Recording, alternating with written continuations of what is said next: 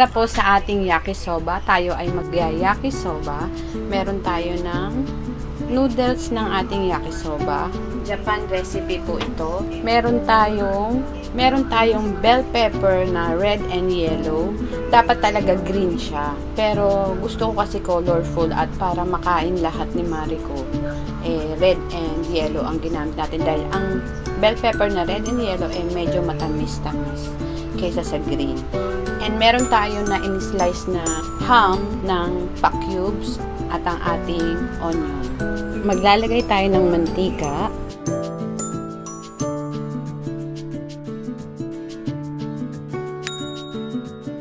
Ilagay ang ating sibuyas.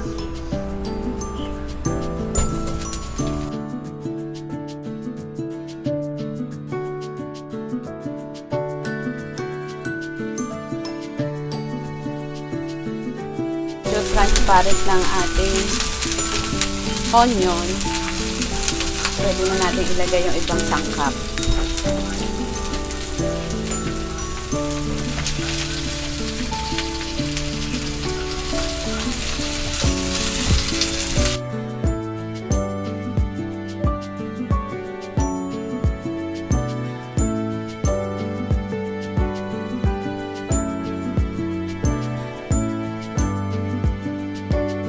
Kapag okay na ang ating mga sangkap, pwede na natin ilagay ang ating yakisoba noodles.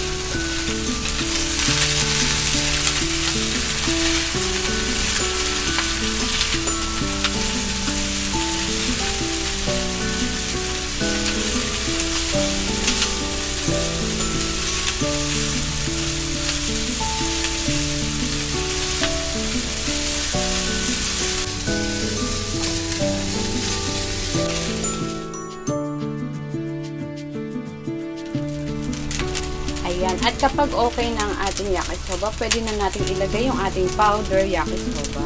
Yan ang isa sa magpapasarap sa ating yakisoba.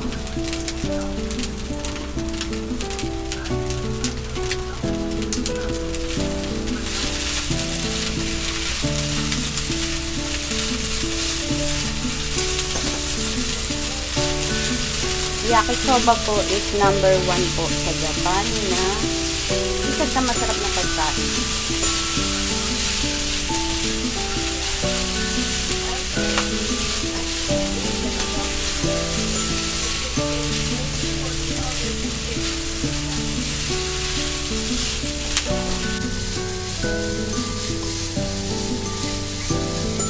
Dahil dalawa po yung ating noodles, pwede pa po natin dagdagan ng isa pang another powder yakisoba.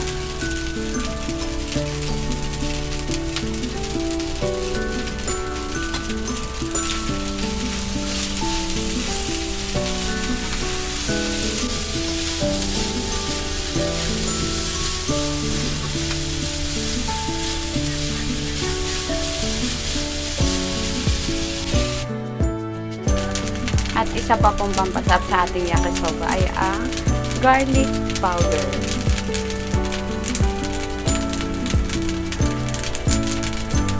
Mas masarap po ang garlic powder kaysa po sa dinikdik na bawang.